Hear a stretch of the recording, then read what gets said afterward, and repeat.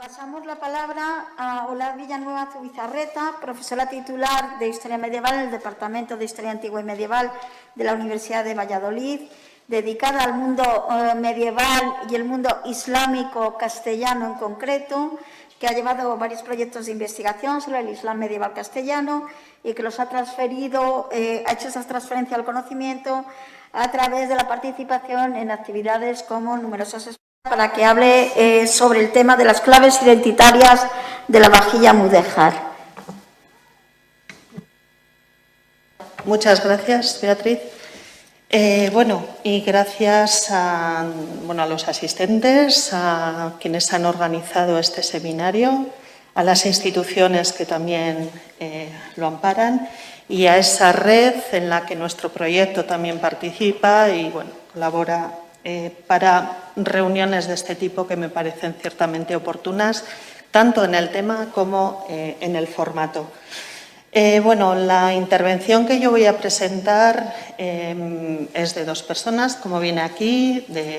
Hemos trabajado en ella Javier Jiménez Gadea y yo, y Javier desgraciadamente no ha podido venir por cuestiones de agenda del museo.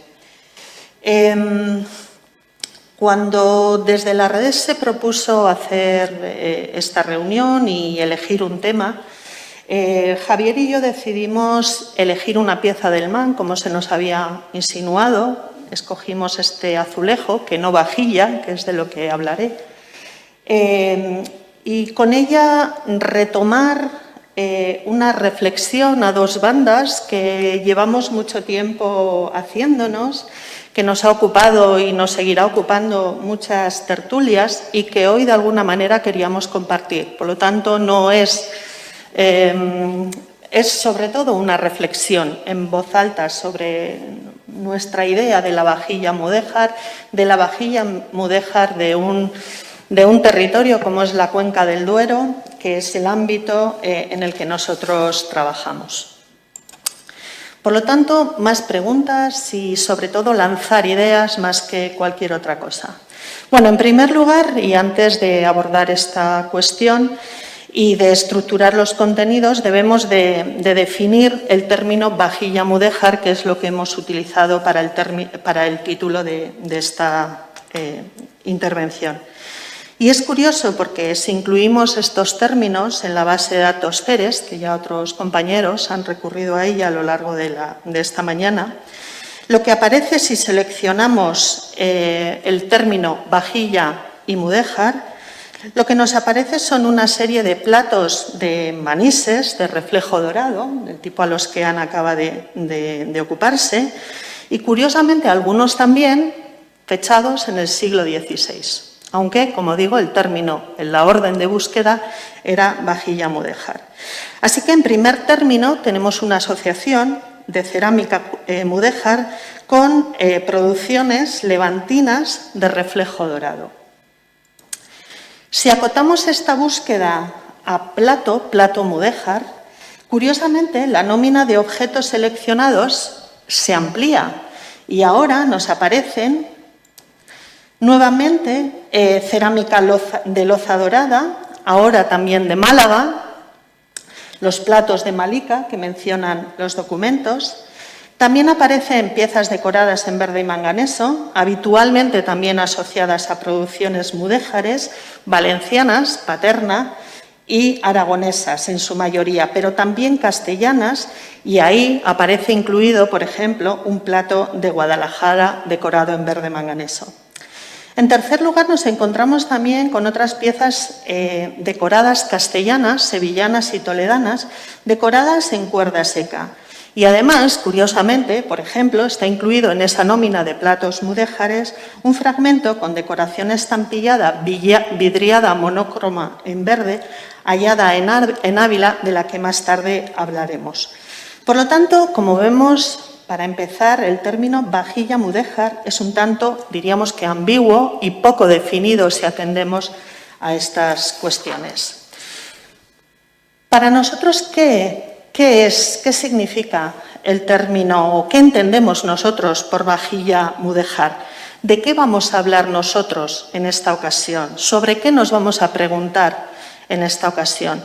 Bueno, pues nosotros podríamos pensar que podríamos considerar vajilla mudéjar aquellas elaboraciones cerámicas del ajuar doméstico castellano y aragonés cuyas características técnicas, estéticas, morfológicas y tipológicas presentan afinidades con producciones andalusíes.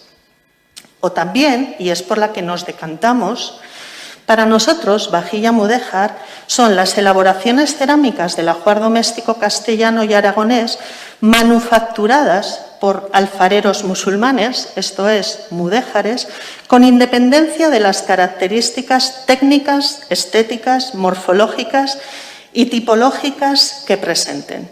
Así que, a partir de ahí, empezamos a acotar y a definir un poco lo que para nosotros es vajilla mudéjar. Sabemos que la alfarería fue una de las ocupaciones preferentes de los mudéjares junto a la construcción y así en buena parte de las villas provistas de aljamas moras tenemos constancia documental, tanto textual como arqueológica, de esa dedicación alfarera, monopolizando incluso la actividad en algunas de estas villas. El caso de las castellanas, de la cuenca del Duero, que es nuestro ámbito fundamental de trabajo y probablemente las más desconocidas, de ahí la oportunidad un poco de traerlas a estos foros y de darles cierto protagonismo. Ahí, en el caso de esas villas castellanas y de sus aljamas, venimos atestiguando desde hace décadas la vocación alfarera de muchos de estos musulmanes. Por ejemplo, en Valladolid tenemos atestiguada la existencia de alfares, de mudéjares, desde al menos el siglo XIII, del XIII al XV, tanto en la calle Olleros como en la Morería, más tarde en la Morería, a partir de 1412, y también durante todo el siglo XVI de la mano de esos moriscos que siguen viviendo en lo que era la Morería y que ahora se va a llamar Barrio de Santa María. Ahí tienen, por ejemplo, un horno cerámico procedente precisamente de esos alfares de la Morería. En Ávila también tenemos atestiguada una producción local, tanto textualmente, referencias a alfareros en el siglo XV y a lo largo del siglo XVI en una zona que a partir de los últimos años, de 1480, conformará la Morería de Ávila y a la que pertenecen, por ejemplo, estos desechos de alfar del denominado horno del Morisco. Y finalmente también tenemos atestiguada la producción, conocemos los centros de producción cerámica en Burgos del siglo XV, merced al descubrimiento del alfar de la Vega. Por lo tanto, sabemos de la dedicación importante de buena parte de los mudéjares castellanos del Duero a la actividad alfarera. ¿Y qué hacían? La siguiente pregunta. Sabemos que se dedican a la alfarería, ¿qué es lo que hacen? Pues tenemos igualmente numerosos datos textuales y arqueológicos de sus elaboraciones y sorprende atestiguar la diversidad de los productos que fabrican, tanto desde el punto de vista tipológico como morfológico. Las elaboraciones mudéjares incluyen un amplio y variado repertorio de piezas destinadas fundamentalmente al servicio de despensa, esto es, al almacenaje y a la conservación, fundamentalmente por la naturaleza de sus barros, y también al servicio de mesa. Las características de esos barros, disponibles en cada lugar, sedimentarios o graníticos y en menor medida calcáreos, determinan igualmente sus rasgos estéticos, encontrándonos, por lo tanto, con productos bañados con engobes más o menos densos de tonalidades rojizas o pardas, es el caso de la producción medieval vallisoletana, de producciones vidriadas total o parcialmente con esmaltes monócromos en tonalidades meladas, verdes o marrones, es el caso de lo que se está haciendo en Burgos o en Ávila, y también tenemos atestiguada la producción de vidriados en blanco y con decoraciones en verde y manganeso, como se atestiguó hace años entre los desechos del alfar de la calle Duque de la Victoria, supuestamente elaboraciones que empezarían a darse desde finales del siglo XIII. Cualquiera de estas elaboraciones para nosotros son elaboraciones mudéjares, es vajilla mudéjar. ¿Y para quién elaboraban estos mudéjares esta cerámica, esta variada producción cerámica?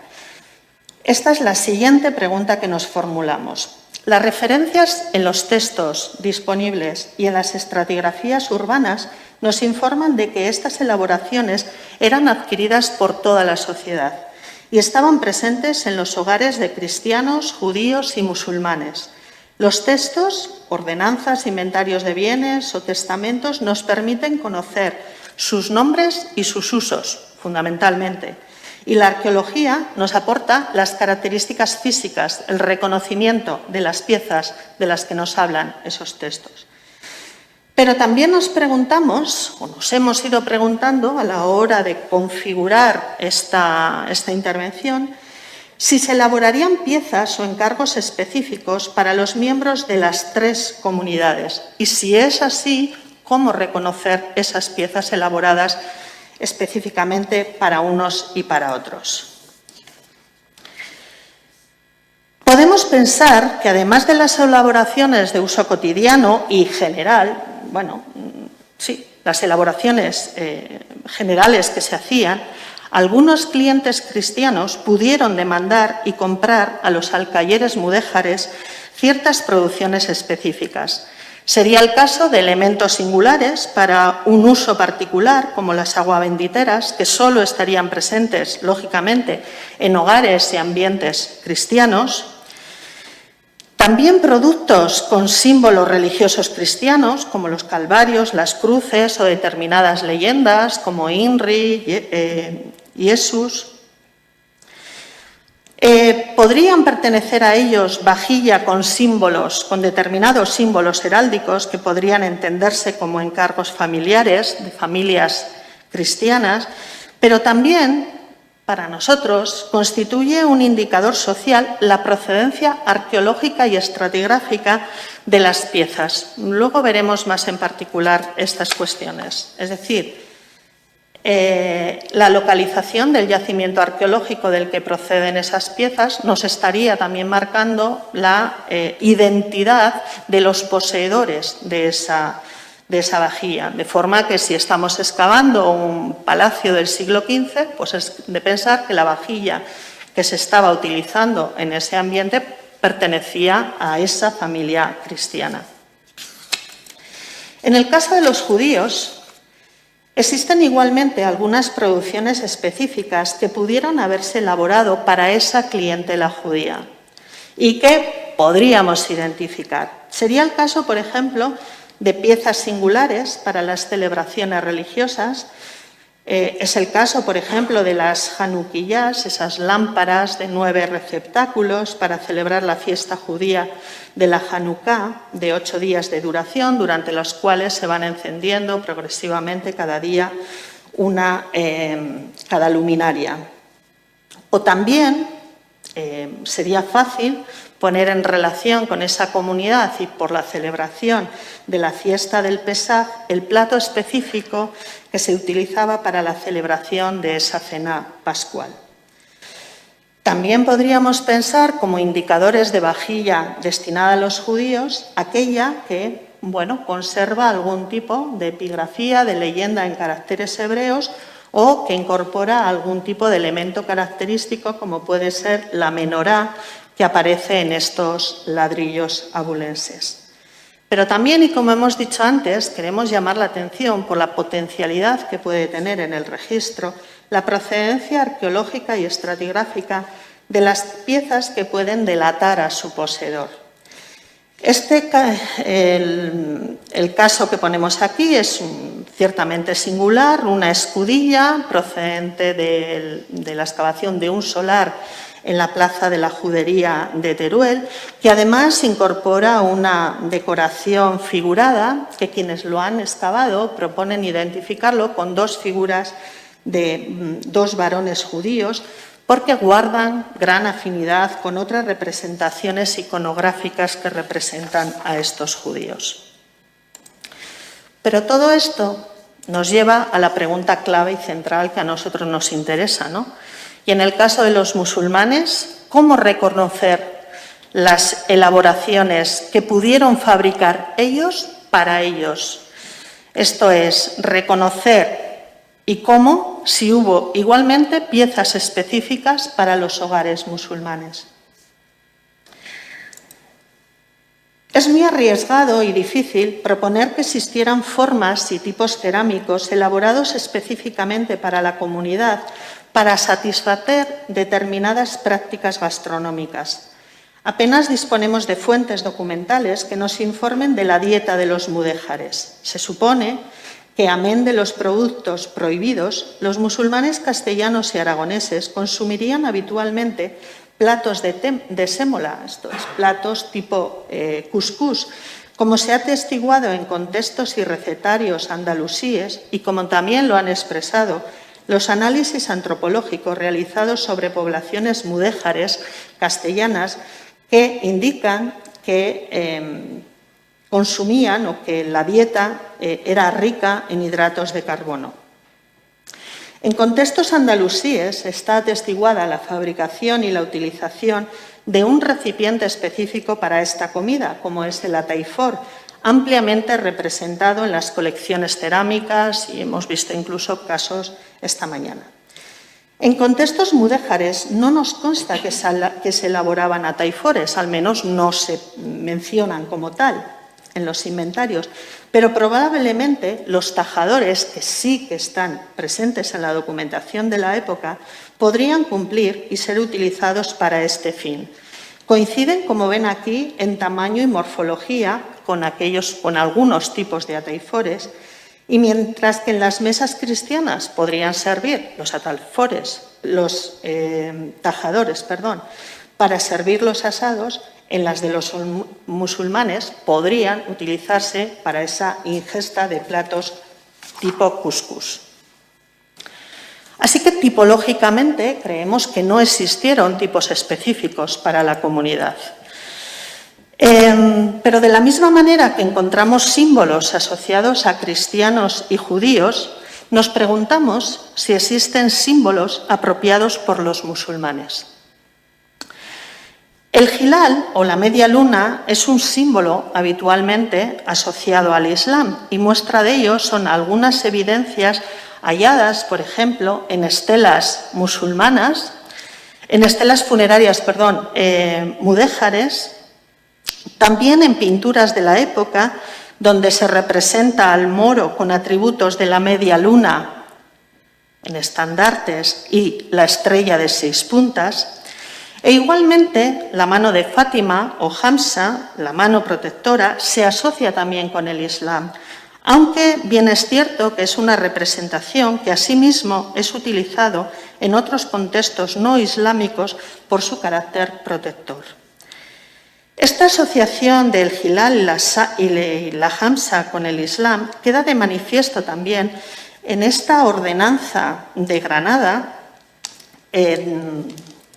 promulgada para los moriscos granadinos 20 años después de su conversión y que nos está indicando una clara asociación de unos símbolos con estos moriscos. Ordenamos que los nuevamente convertidos no traigan unas patenas que suelen traer y que tienen en medio una mano con ciertas letras moriscas, una patena o una medalla. Y defendemos que los plateros que no las labren ni hagan otras obras algunas en que estén esculpidas lunas, ni otras letras ni insignias moriscas, aquellas tales que los moros solían traer, y en lugar de esto les pongan cruces y otras imágenes. Por lo tanto, parece que esa asociación de la media luna, de la mano de Fátima con el Islam, parece un hecho. Y podríamos pensar así que aquella vajilla que tiene estas representaciones podría pertenecer a musulmanes. Es cierto que hemos empezado toda esta reflexión con este azulejo del Museo Arqueológico Nacional, que está catalogado como azulejo con emblema heráldico de la familia Roca de Valencia, aunque en su escudo, en el escudo de esta familia, estos elementos, la luna y la estrella, suelen ser en realidad elementos secundarios. Así que nosotros nos preguntamos si no podría ser que este azulejo fuera un marcador de un edificio de la Alhama o de un edificio de un musulmán. Y aparte, en la vajilla encontramos, como decimos, elementos como esa mano de Fátima, presentada también esta mañana, la jarra turolense, que igualmente lo es, o este plato de Ávila, que tiene una decoración epigráfica, pero que también esa confusión entre esa simbiosis a veces que se hace entre la palabra Alá y la mano de Fátima. Nos podría indicar igualmente esa filiación. Pero igualmente queremos llamar la atención sobre determinados símbolos que, sin ser netamente islámicos, se asocian a objetos de los musulmanes sin ningún tipo de duda, lo que abre una nueva línea de análisis, de reflexión y de identificación de estos elementos con el mundo musulmán. Hablamos, por ejemplo, de la flor de lis. Ya fue estudiado por Faustino Menéndez este sello de Toledo, que lo puso en relación con símbolos relacionados con la heráldica, la paraheráldica, y nos encontramos, como digo, lo encontramos en este sello de la ciudad de Toledo, pero también es cierto que no es exclusivo, porque también lo encontramos asociado a otros elementos, por ejemplo, como en este caso de la comunidad hebrea. Encontramos la flor de lis en las decoraciones del breviario suní de Isa de Gebir, una obra de referencia para los mudéjares castellanos, aunque el códice conservado sea del siglo XVI. Y nos lo encontramos también en dinteles de portadas de edificios, por ejemplo, de la Morería de Ávila, aquí, o el que hemos visto anteriormente, el dintel de otra del Barco de Ávila. Ciertamente no encontramos muchas piezas que tengan esta representación de la flor de lis, pero podríamos pensar, igualmente, como lo hemos hecho antes, que en aquellas que lo contienen pertenecieran probablemente a un musulmán o a espacios de la comunidad. Y para terminar con esa reflexión, conviene detenerse en aquellos elementos que más claramente podrían identificarse a priori con su uso por parte de la comunidad musulmana, como pudieran ser aquellas piezas que tienen leyendas escritas en árabe. Tenemos ejemplos en distintos soportes de mensajes religiosos islámicos, de la shahada o una leya. Tenemos ejemplos de fórmulas apotropaicas o protectoras de salud, felicidad, fuerza, de expresiones propiciatorias, la bendición de Alá, baraka, o de fórmulas doxológicas, esto es, de alabanzas a Dios, Dios es el más grande, Dios omnipotente, o la propia palabra Alá. Pero pensamos que de ellas se podría pensar que solo las primeras pertenecerían exclusivamente a vajilla de musulmanes, aquellas que tienen un mensaje religioso, como la shahada o una aleya, mientras que las restantes, por su mensaje genérico o por la referencia a un Dios común y compartido con cristianos y judíos, podrían estar también en la vajilla de cualquier miembro de la sociedad medieval. Y curiosamente, ninguna de estas piezas que aquí hemos traído y que son muestra de ellos, proceden de espacios de morería, de vecindad mudéjar. Y esto nos lleva de alguna manera, comparte el caso con lo que nos encontramos en las manifestaciones del denominado arte mudéjar. Muchas veces nos encontramos con inscripciones, con decoraciones epigráficas en monumentos cristianos y nadie pone en duda la procedencia o la que el edificio sea cristiano. Esta es una leyenda que decora, por ejemplo, el castillo de Coca, que dice: la paz es de Dios, Dios es el dador de la paz, como digo, en la barrera exterior del castillo de Coca. O también lo encontramos en leyendas epigráficas de otro tipo de monumentos. Estos son los zócalos de la Torre de Hércules en la ciudad de Segovia, que aparece también el poder para Dios, la gracia para Dios. De forma que el repaso por todos estos ejemplos nos ha llevado a un punto de reflexión. Primero, a plantearnos la urgencia o la necesidad de definir el término de vajilla mudéjar. Para nosotros es la producción de los mudéjares, pero es algo que, como vemos, queda por definir. Una cuestión que ya se ha planteado y ya se ha abordado como etiqueta para el arte mudéjar, por ejemplo. Sobre esto tuve la oportunidad de tener varias charlas con el añorado profesor Ruiz Souza sobre, a qué llamábamos arte mudéjar, ¿no? Pues efectivamente, esta mañana también se ha hecho extensivo esta cuestión a los talleres textiles mudéjares, que son o quienes están detrás de estos talleres. ¿A qué llamar textiles mudéjares? Lo proponía la profesora Rodríguez Peinado. Pues efectivamente nosotros trasladamos también esa cuestión a la vajilla.